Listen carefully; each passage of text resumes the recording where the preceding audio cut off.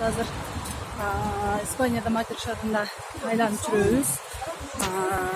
Hem şunduk. Usta sözünü aytıp жеткиш кыйын.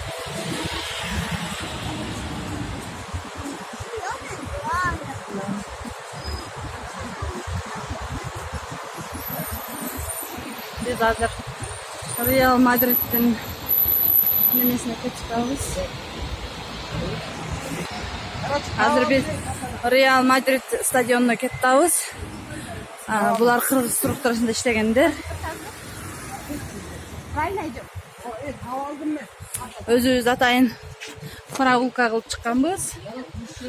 Келип биз менен көңүл бөлүшүп, чогуу биргеликте кантип иштесе болот, жолдорун үйрөнсөңөр болот. Толук маалымат бере алабыз. Мынакей.